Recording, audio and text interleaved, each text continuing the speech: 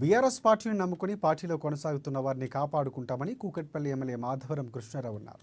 BRS party అధినేత కేసీఆర్ జన్మదిన సందర్భంగా Allwyn colony division BRS party నాయకులు ఎర్రబెల్లి సతీష్ రావు ఏర్పాటు చేసిన కార్యక్రమంలో ఆయన ముఖ్య అతిథిగా పాల్గొని కేక్ కట్ చేసి శుభాకాంక్షలు తెలిపారు.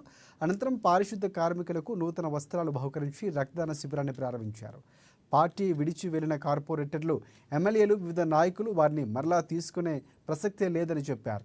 నెల 19వ తేదీన జరగనున్న సమావేశంలో కూడా వీటిపైన చర్చిస్తామని తెలిపారు.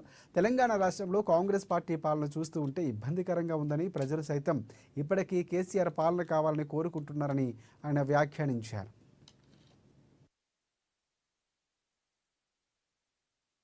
తొలి ముఖ్యమంత్రి కేసీఆర్ గారి జన్మదిన శుభాకాంక్షలు తెలియజేస్తూ ఈరోజు జరుగుతున్నటువంటి ఏదైతే రాష్ట్రంలో జరుగుతున్న 14 నెలల్లో చూస్తూ ఉంటే ప్రజలకు ఎన్ని కష్టాలు పడ్డాయో ముఖ్యమంత్రి కేసీఆర్ పోయిన తర్వాత మనం చూస్తూ ఉన్నాం. ఈ రోజున కనీసం ఇలా పింఛన్లు లేనటువంటి పరిస్థితి, అదేవిధంగా ఉన్నటువంటి రైతులకు రుణమాఫీ చేయలేనటువంటి పరిస్థితి, అదేవిధంగా హైదరాబాద్ నగరంలో నీళ్ళ కష్టాలు వచ్చే పరిస్థితి, ట్రాఫిక్ వచ్చే పరిస్థితి, ఎన్నో ఇబ్బందులు పడుతూ ఉన్నారు.